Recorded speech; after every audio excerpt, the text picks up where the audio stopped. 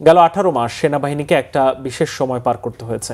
পাশাপাশি দায়িত্ব পালনের সময় এই বাহিনীর সদস্যরা সুশৃঙ্খল ছিল বলে মন্তব্য করেছেন সেনাবাহিনীর প্রধান জেনারেল ওয়াকারুজ্জামান।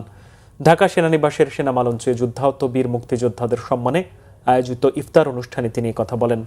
মুক্তিযোদ্ধাদের অবদানের প্রশংসা করে সেনাপ্রধান বলেন, মুক্তিযোদ্ধারা জাতির শ্রেষ্ঠ সন্তান। দেশমাতৃকার জন্য শহীদদের শ্রদ্ধা ভরেও স্মরণ করেন সেনাপ্রধান। বলেন, মুক্তিযোদ্ধারা শুধু মুক্তিযুদ্ধই করেননি, সেনাবাহিনীও গঠন করেছেন। বর্তমানে এই বাহিনীর অবস্থানের জন্য সশস্ত্র বাহিনীর সাবেক কর্মকর্তাদের অবদানের কথা উল্লেখ করেন সেনাপ্রধান। জেনারেল ওয়াকারুজ্জামান আশা করেন, নতুন সরকারের নেতৃত্বে দেশ ও জাতি এগিয়ে যাবে।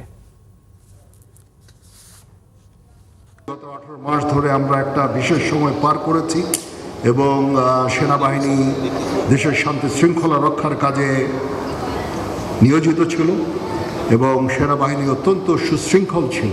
ইনশাআল্লাহ আমরা অত্যন্ত সুন্দর ভবিষ্যৎ কামনা করছি। এখন একটা গণতান্ত্রিক প্রক্রিয়া আমরা চলে গেছি। নতুন সরকার আজকে প্রথম সেশন ছিল, এখানে সব সরকার এবং বিরোধী দলরা ছিল। একটা প্রাণবন্ত সংসদ দেখতে পেলাম। ইনশাআল্লাহ দেশ এবং জাতি এগিয়ে যাবে এই রাজনৈতিক নেতৃবৃন্দের নেতৃত্বে। এই সরকারের নেতৃত্বে ইনশাআল্লাহ দেশ এবং জাতি এগিয়ে যাবে।